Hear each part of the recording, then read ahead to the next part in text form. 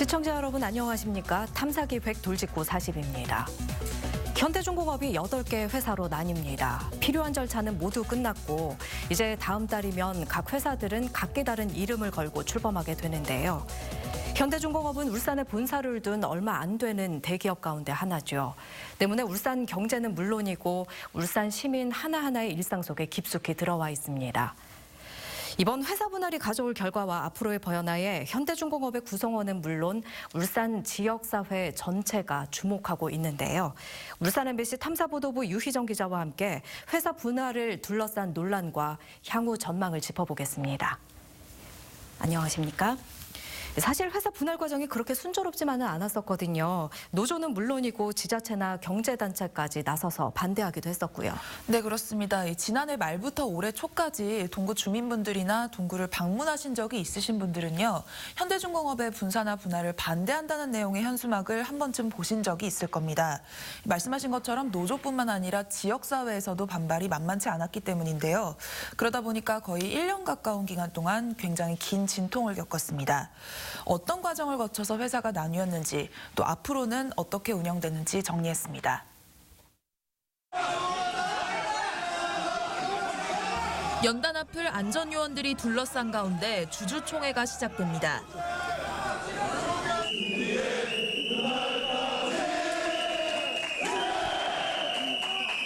제1호 의안인 분할 계획서 승인의 것을 상정하겠습니다.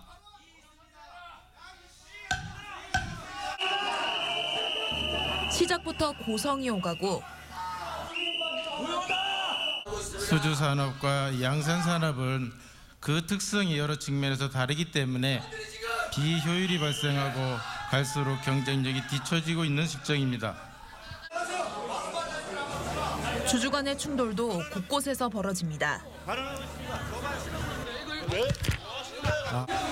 네, 의장으로부터 정회 선포가 있었습니다. 잠시 후 주주총회를 다시 속기하도록 하겠습니다. 4차례나 정회를 거듭한 주주총회. 분할 계획서 승인의 것은 원안대로 승인되었음을 선포합니다. 경찰까지 총회장 안으로 들어와야 했습니다. 출석한 주주의 의결권의 과반수와 의결권있는 발액 주식 총수의 4분의 1 이상의 찬성으로 원안대로 승인되었음을 선포합니다. 이날의 극한 충돌은 예고된 거나 마찬가지였습니다. 현대중공업은 그동안 회사의 몸집을 꾸준히 줄여왔고 그때마다 곳곳에서 갈등이 벌어졌기 때문입니다.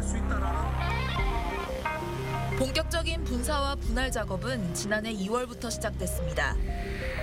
산업용 펌프와 압축기 설비 부분을 따로 떼어내 별도의 회사로 독립시킨 겁니다. 8월에는 각 부서의 설비 지원과 중기계 운전 부서를 한데 모아서 현대중공업 모스라는 새로운 회사로 잘라냈습니다. 이 다음부터는 현대중공업이라는 회사 자체를 분야별로 나누는 작업이 시작됐습니다. 9월에는 로봇 사업부를 독립법인으로 설립하겠다는 내용의 계획서가 회사로부터 노조에 전달됐고 실제로 11월에 열린 이사회에서 현대중공업을 4가지 분야별로 갈라 별도의 회사로 나누는 방안이 의결됐습니다. 반발은 거셌습니다. 노조는 분사와 분할이 사실상의 구조조정이나 마찬가지라며 초기부터 반대 의사를 명확히 했습니다.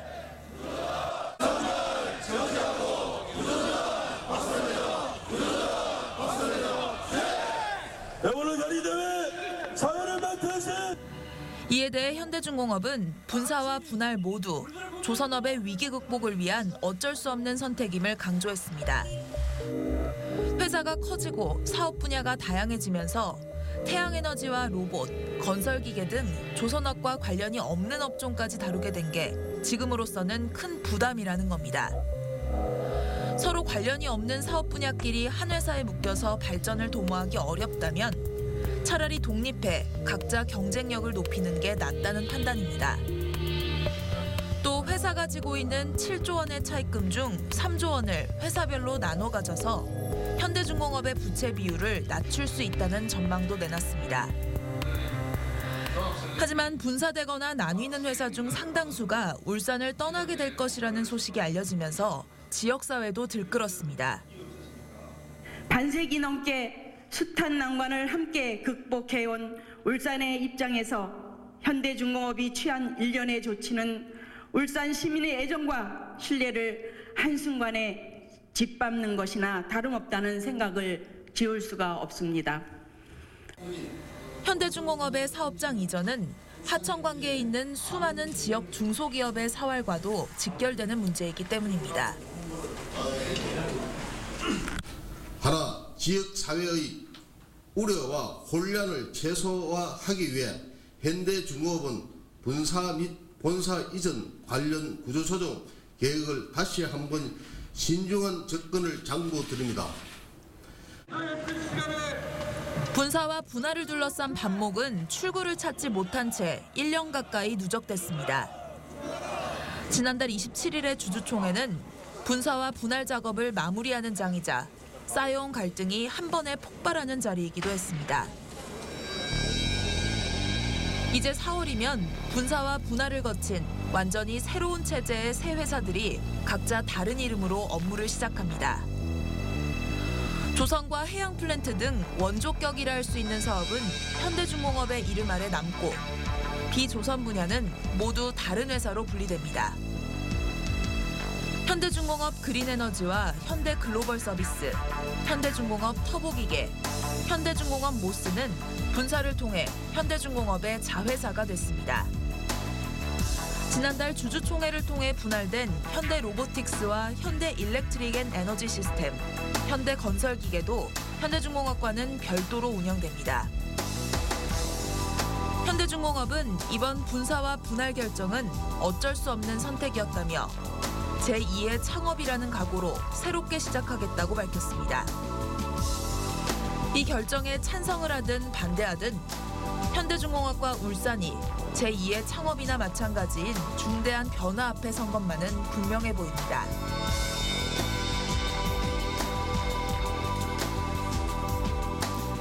네, 현대중공업이 스스로 밝혔듯이 이번 분사와 분할은 회사를 창업하는 것만큼이나 아주 큰 변화입니다. 문제는 이 변화를 진심으로 환영하고 앞으로의 발전을 기대할 수 있느냐 하는 거겠죠. 유희정 기자, 원래 하나였던 회사가 이제 8개 서로 다른 회사로 나뉘게 된 건데요. 분할된 회사들의 규모는 어느 정도입니까? 이번에 분사되거나 분할되는 회사들은 조선업과 직접적인 관련이 있는 회사들은 아닙니다. 그러다 보니까 이 개별 회사들의 종업원 수나 사업의 규모가 그렇게 크지는 않은데요.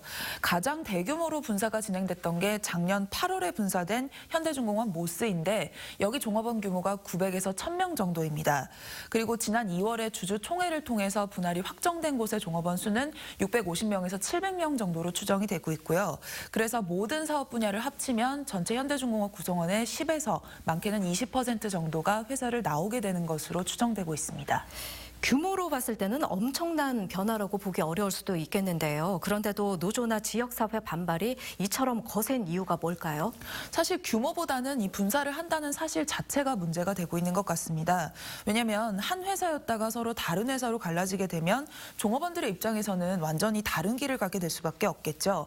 그리고 또 더 이상 같은 회사가 아니게 되니까 같은 회사들이더라도 이게 운명에 따라서 지역사회도 변화를 맞을 수밖에 없다는 겁니다.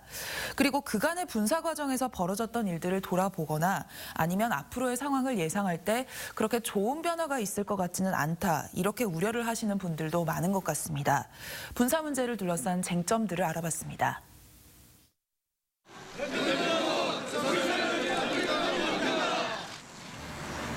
구호가 울려 퍼지는 가운데 삭발식이 시작됩니다. 울산 동구청장과 동구 지역의 기초의원들이 머리카락을 깎으며 현대중공업의 분사를 반대하는 자리. 존경하는 기자회견에 나선 동구청장은 잠시 말을 잇지 못했습니다.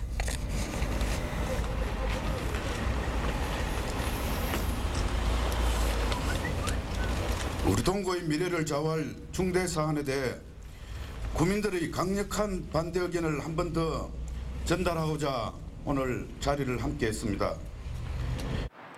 현대중공업의 분사와 사업 분할안에는 분리된 회사의 본사를 옮기는 방안도 들어 있습니다. 먼저 분사를 했던 현대중공업 그린에너지의 본사는 충청북도 음성군, 현대글로벌서비스는 부산 해운대구로 본사를 정했습니다. 2월 주주총회를 통해 분할된 현대로보틱스는 대구로 본사를 옮기며 현대일렉트릭앤에너지시스템과 현대건설기계의 본사는 서울로 확정됐습니다. 울산에 본사를 남겨두는 건 현대중공업 터보기계와 현대중공업 모스, 그리고 현대중공업뿐입니다. 동구를 포함한 지자체는 이 본사 이전의 문제를 가장 심각하게 보고 있습니다. 본사의 소재지가 이제 다른 지역으로 옮기게 되면은 제일 먼저 문제가 되는 게 이제 세금의 문제입니다. 그러면 지방세 차원에서 보면 우리 구세가 1인당 한 42만 원 정도 나옵니다. 그리고 이제 시세로 따지면은 한 87만 원 정도가 되고 그만큼 이제 경제 활동 규모가 그렇게 줄어드는 거죠.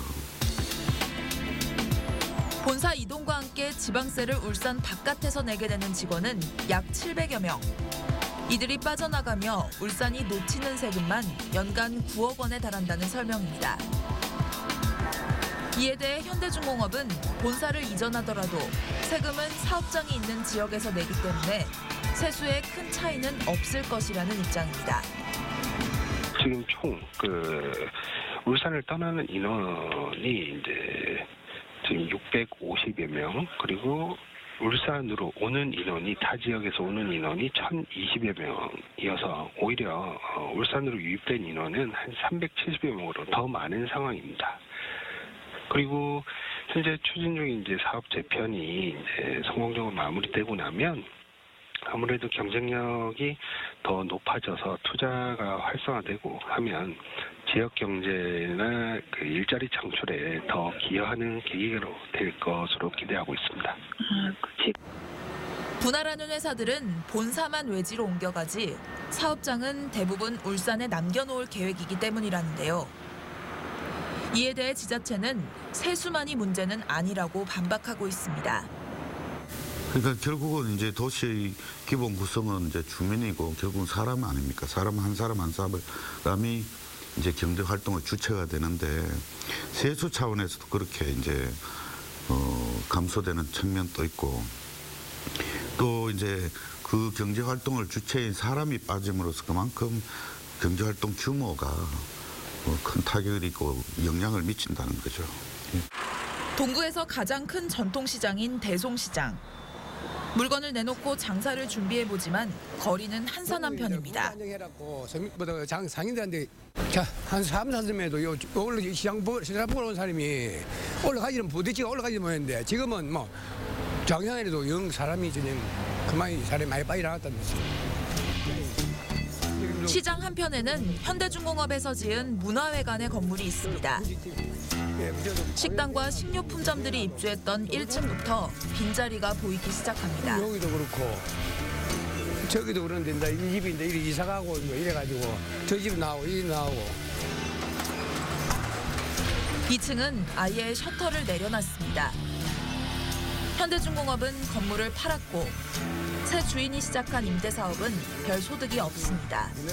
돈 많이 벌어놨으니까 제가 학번이 동경이 안 좋으니까네 회피를 하는 거지. 아까 새는 확 낮아주면 한 번 더 면단다는데 구례가 또 운영이 안 되고 너무 낮아가지고도. 앞으로의 전망도 밝지 않습니다.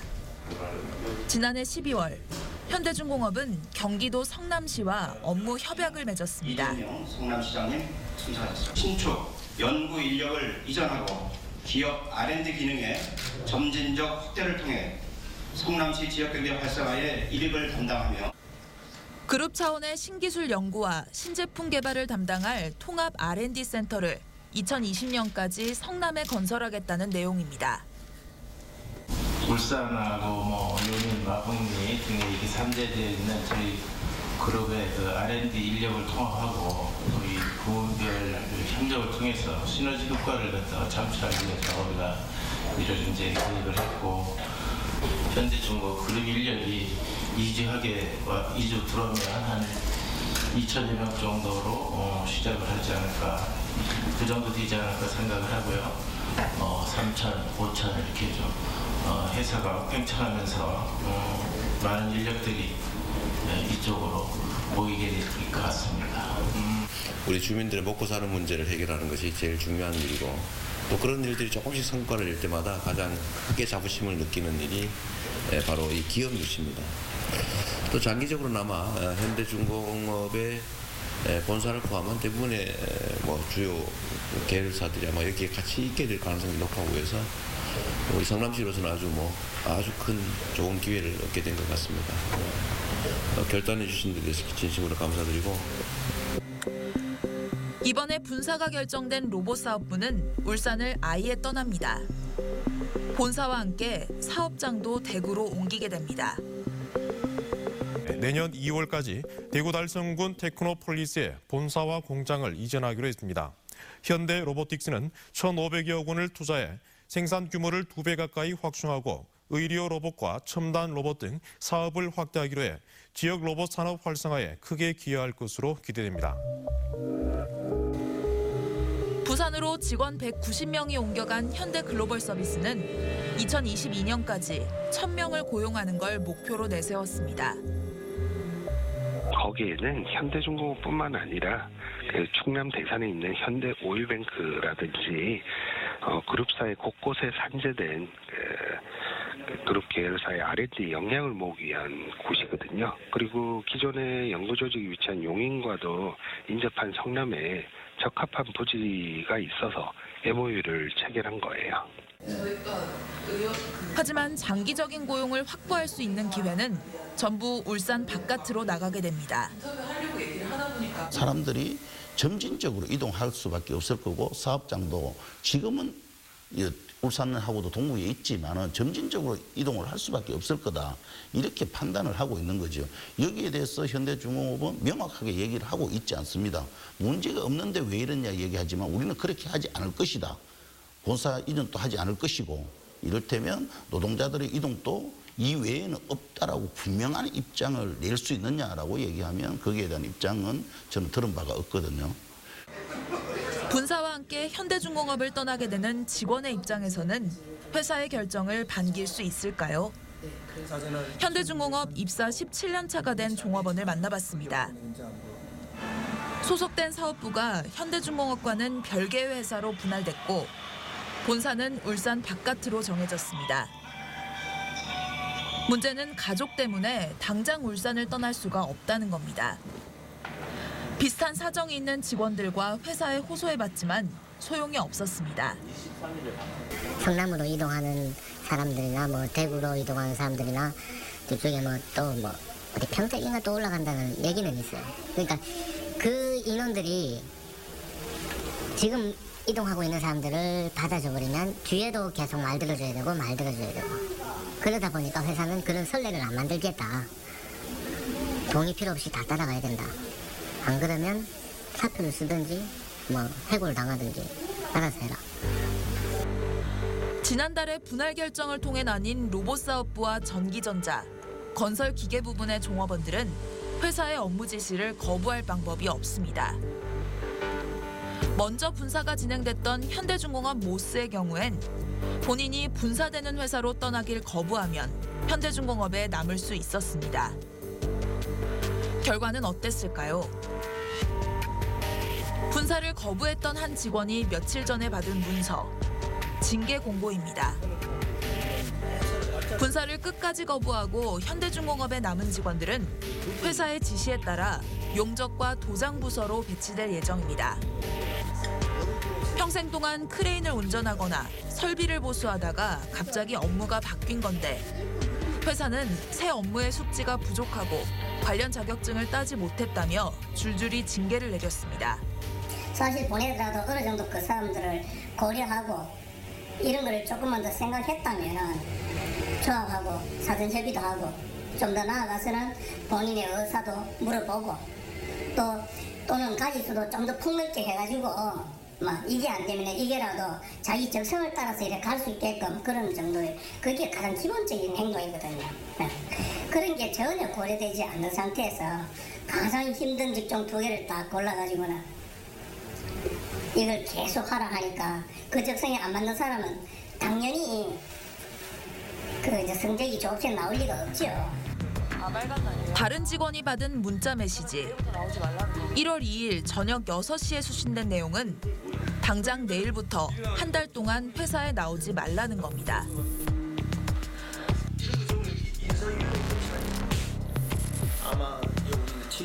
이런 불이익을 감수하고도 현대중공업 모스로 소속을 옮기지 않은 이유는 무엇일까요? 임금이 20%가 정화가 됐습니다. 임금이 삭감이 된 상태로 들어가고 보전해준다. 보전해준다는 거는 5년치를 보장해준다는 거예요. 5년 이후에는 그 지금 모수회사가 다시 협상을 해서 그 임금을 받을 건지 안 받을 건지 협의를 하라는 거거든요. 정해져 있는 사항이 없었습니다. 있을까 하는 불안감 그러거든요. 지금인데도 지금 이렇게 고용 불안을 하고 있는데 그게 상당히 떨어진 그 회사가 과연 고용 보장이 되겠냐. 직원 상당수가 사실상의 구조조정이라며 분사를 거부하자 이들의 빈자리는 하청업체 직원들로 채워졌습니다. 그렇게 현대중공업 모스가 출범하던 첫날인 지난해 9월 1일 현장에서 사고가 났습니다. 크레인이 지나가면 일단 사람을 다 그 신호소리 대피시켜야 됩니다. 근데 대피 안 시키고 있으니까 위에서 탱크가 하나 떨어져 그 자리에 맞아 죽는 사고.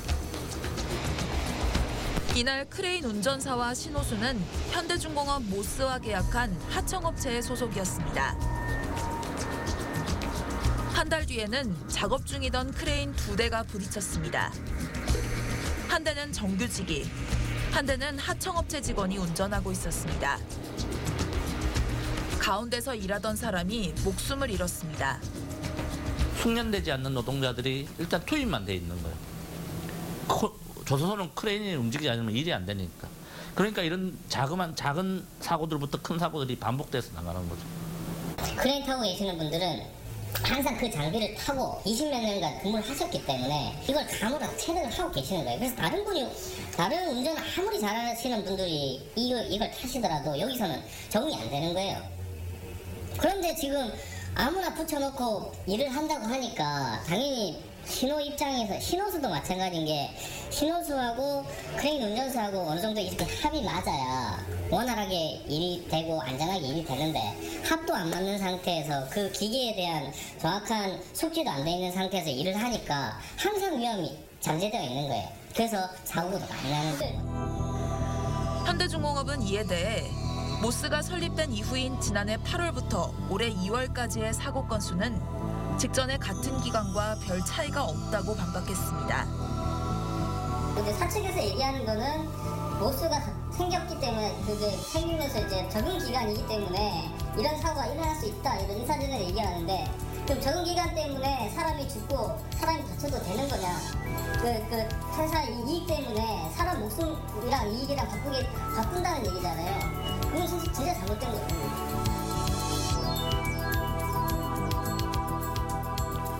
당장 지역사회 경제 문제에서부터 울산 전체 미래 먹거리 문제까지 또 종업원 입장에서는 일터의 안전과 평생 고용 문제까지 한 회사가 내린 결정이 이렇게나 많은 사람에게 오랜 시간 영향을 미칠 수 있다는 것 정말 당연한 일이지만 실제로 겪는 분들은 더 심각하게 받아들일 수밖에 없을 겁니다. 유희정 기자, 탈울산 문제와 관련해서 좀 더 확인해 볼 게 있는데요. 울산에 땅이 부족했다거나 행정적인 지원이 안 됐다거나 또 회사 입장에서 울산 바깥으로 나갈 만한 이유가 혹시 더 있었습니까? 사실 지자체에서는 그렇지 않다고 주장을 하고 있습니다. 회사가 원하는 대로 그동안 충분히 혜택을 제공해 왔다는 건데요. 현대중공업이 지난 2008년에 땅이 부족하다고 하니까 울산시에서 곧바로 부지를 내줬습니다. 바로 북구의 이화산단인데요. 울산시가 여기를 조성하는 데만 200억 원이 넘는 돈을 썼다고 알려져 있습니다. 당시에 현대중공업이 건설 장비 부분을 울산 밖으로 옮길 것 같다고 하니까 울산시에서는 당시 땅값을 주변보다 굉장히 싸게 해서서 이제 특혜 시비가 일 정도로 혜택을 많이 줬었거든요. 하지만 당시에 기대했던 공장은 아직까지도 건설이 제대로 되지 않았습니다. 그리고 건설 장비 부문은 이번에 현대건설기계로 분할이 됐고요. 그리고 본사는 서울로 옮겨가게 됐습니다. 예, 이렇게 되면 이번 분사나 분할로 종업원이나 지역사회가 도움을 받는다는 결론을 내리기가 어려울 것 같은데요. 회사 입장에서는 이 결정이 꼭 필요한 걸까? 일각에서는 이번 분사나 분할에 다른 의도가 있다. 경영권 세습 문제가 걸려 있다. 이런 이야기도 나오던데요. 네, 이에 대해서 현대중공업 측에서는 억측이라면서 부인을 하고 있습니다. 하지만 이미 구체적인 시나리오까지 전문가들 사이에서 이미 나와 있는 상황인데요. 이번 분할과 분살과 총수 일가의 경영권 세습을 위한 것이라는 주장이 왜 나오는지 확인해봤습니다.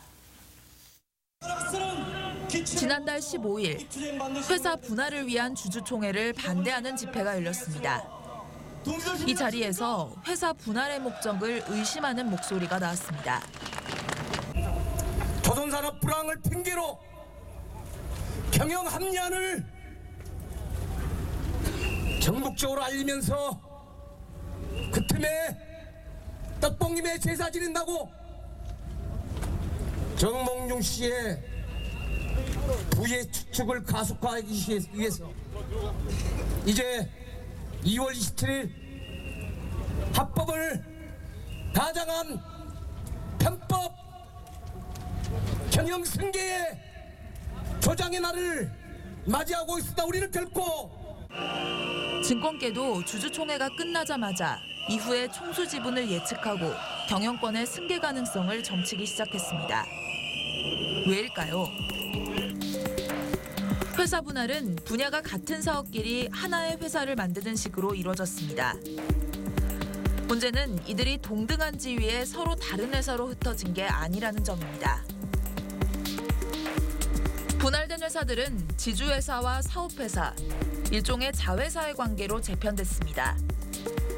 15%의 비율로 분할된 현대로보틱스가 지주회사, 현대중공업을 포함한 나머지 회사는 자회사가 됐습니다. 지주회사는 다른 회사들의 경영권을 갖고 지휘와 감독을 맡은 회사입니다. 즉 현대로보틱스가 현대중공업과 나머지 회사들을 지배하게 된 겁니다. 현대중공업은 투명한 지배구조를 만들기 위해 이러한 체계를 택했다고 밝혔습니다.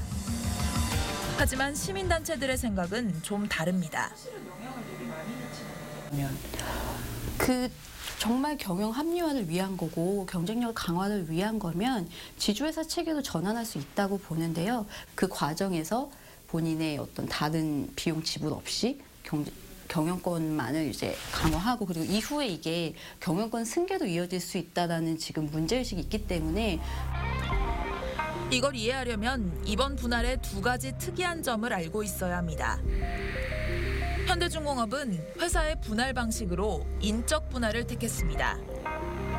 기존 회사의 주주들이 자신들의 지분율대로 분할한 회사들의 주식도 나눠 갖는 겁니다. 예를 들어 정몽준 아산재단 이사장의 현대중공업 지분은 10.15%였습니다. 분할된 회사에도 각각 10.15%씩의 지분을 확보하게 됩니다. 두 번째로 주목할 점은 현대중공업이 가지고 있었던 자기 회사의 주식, 자사주입니다. 현대중공업의 주식 중 13.37%는 회사의 소유였는데 분할을 하기 전에 이 주식이 모두 현대로보틱스로 넘어갔습니다. 그러니까 이후에 분할된 회사마다 배정된 13.37%의 주식은 모두 현대로보틱스의 몫입니다. 서울대학교 박상인 교수는 우리나라 대기업의 지배구조를 연구하고 있습니다. 박 교수와 함께 분할 이후의 회사들이 어떤 식으로 재편될지 예측해봤습니다. 세습을 쉽게 할 수 있는 구조로 만들어 놓고 그때 이제 인적 분할을 하고 지주회사 전환하고 결정만 하면은 딱 할 수 있는 지금 구조를 만든 거죠. 지주회사는 자회사들을 지배하는 역할을 해야 하기 때문에 실제로도 자회사의 주식을 20% 이상씩 가지고 있어야 합니다. 현대로보틱스가 각 회사마다 가지고 있게 된 13.37%의 자사주로는 부족한 겁니다. 그래서 이후에 현대로보틱스는 정몽준 이사장이 보유하고 있는 주식 10.15%씩을 사들일 것으로 예측됩니다. 대신 그 대가로 현대로보틱스 자신의 주식을 정 이사장에게 넘깁니다. 주식끼리 맞교환을 하는 겁니다. 결과적으로 정 이사장은 현대로보틱스의 주식만 높은 지분율로 가지고 있게 됩니다. 이 비율에 대해서는 전문가마다 분석이 엇갈리지만 30%대에서 많게는 50%대 수준일 것으로 예측됩니다. 결과적으로 정 이사장의 지배력이 그만큼 높아지는 겁니다. 50% 이상도 갈 수 있어요. 그러면 이제 여기 완전히 지배하게 되죠. 그렇죠. 그리고 지분 예를 들어서 증여세에서 한 뭐 50%에서 한 20%까지 증여세로 낸다고 하더라도 30% 이상 아들한테 줄 수가 있게 되죠. 사회적 비난도 안 받고 자기는 세금 내고 승계했다고 이야기하게 되겠죠. 그리고 이렇게 지배력을 높이는 과정에서 총수 일가의 돈은 한 푼도 들어가지 않습니다. 비결은 자사주입니다. 원래 자사주는 주식의 가격을 지키거나 경영권을 지키기 위해 회사가 확보할 수 있는 주식입니다. 이 주식은 회사의 돈으로 산 것이기 때문에 특정 주주의 이익에 따라 움직이는 의결권을 행사할 수는 없습니다. 그런데 우리나라의 상법에 빈틈이 있습니다. 이 주식을 다른 사람이나 기업에게 넘기면 의결권이 되살아나는 겁니다. 현대중공업도 13.37%의 자사주를 현대로보틱스에게 넘기면서 그 순간 총수의 의지대로 움직일 수 있는 주식으로 바뀌게 됐습니다. 사실상 총수가 컨트롤하는 주식. 근데 주주 모두의 돈으로 대산 주식인데 총수가 자기 것처럼 쓸 수 있게 만들어준 게 우리 상법이에요. 더불어민주당 박용진 의원은 총수가 자사주를 악용하지 못하도록 막는 법안을 지난해 발의했습니다.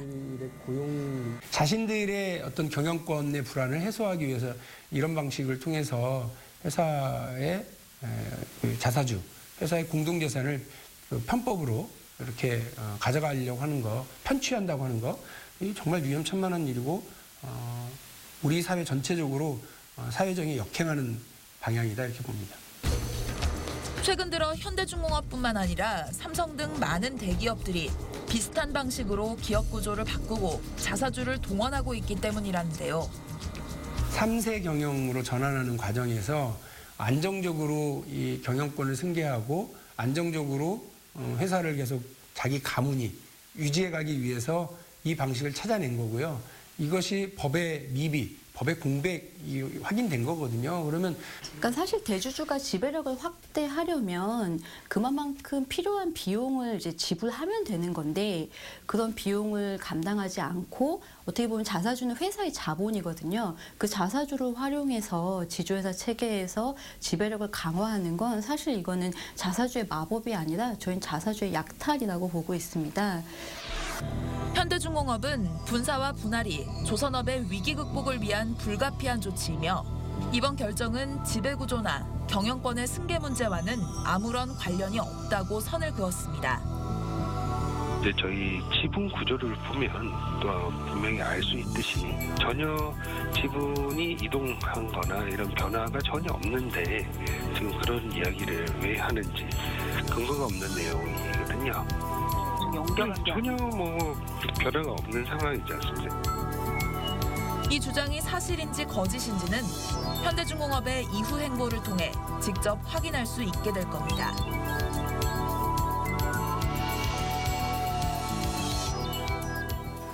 예, 현대중공업의 정식 분사는 다음 달에나 시작이 됐고 또 그 이후에 실제로 지분이 어떻게 바뀔지는 아직까지 전문가든 시민사회단체든 예측만 하고 있는 상황입니다. 하지만 언제든지 합법적으로 경영권 승계가 가능하게끔 모든 태세가 갖춰진 상황이기 때문에 의심을 피하기는 어려울 것 같은데요. 유희정 기자, 사실 이런 경영권 세습 문제가 나올 때마다 이건 기업 스스로 결정할 문제다. 총수 일가의 집안일이다. 이렇게 보는 시선도 있거든요. 예, 근데 만약 그게 가능하려면 이 회사의 지분을 총수 일가가 거의 다 갖고 있거나 다 갖고 있다면 해당되는 말일지도 모릅니다. 하지만 현대중공업 같은 경우에 지금 정몽준 이사장의 공장의 지분이 10% 정도에 불과합니다. 대신에 회사 주주들의 공동재산이라고 볼 수 있는 자사주가 13%가 넘고요. 그다음에 국민들의 공동재산이라고 할 수 있는 국민연금도 현대중공업의 8% 정도의 지분을 확보하고 있습니다. 그러니까 결국은 하나의 기업이라고 하더라도 많은 사람 또 회사들의 돈이 모여서 이루어진 것이기 때문에 특정인에게만 유리한 방향으로 지배구조를 바꾸는 것, 이거는 안 된다는 지적이 나오는 겁니다. 예, 그래서 총수 일가가 자사주를 마음대로 쓰지 못하게 하는 취지의 법안이 발의됐다 이렇게 전해주셨는데요. 실제로 이 법안이 통과가 됐습니까? 아닙니다. 1년이 넘었지만 아직 통과가 되지 않고 있는데요. 그래서 기업들에게 1년 동안 유예기간까지 두는 수정안까지 발의가 된 상황입니다. 그래서 지난 21일에 국회에서 이 법안을 다시 처리하자고 했었는데 당시에 자유한국당과 바른정당의 의원들이 아예 참석을 안 해서 논의를 해보지도 못하고 끝났습니다. 예, 법안 내용에 반대를 하는 것도 아니고 참석 자체를 하지 않았다고 하니까 이게 어떤 의도가 있는 건지 정말 궁금해집니다. 예, 오늘 유희정 기자 수고하셨습니다. 조선업이 어렵기 때문에 돌파구를 찾아야 한다는 지적, 일리 있는 말입니다. 그게 회사를 쪼개고 지배구조를 바꾸는 것이라도 필요하다면 해야겠죠. 문제는 그 모든 절차가 누구를 위한 것이냐 하는 것입니다. 종업원들과 지역사회는 질문을 던졌습니다. 이제는 회사가 답을 할 차례입니다. 자, 탐사기획 돌직구 40 오늘 순서는 여기까지입니다. 지금까지 시청해주신 여러분 고맙습니다.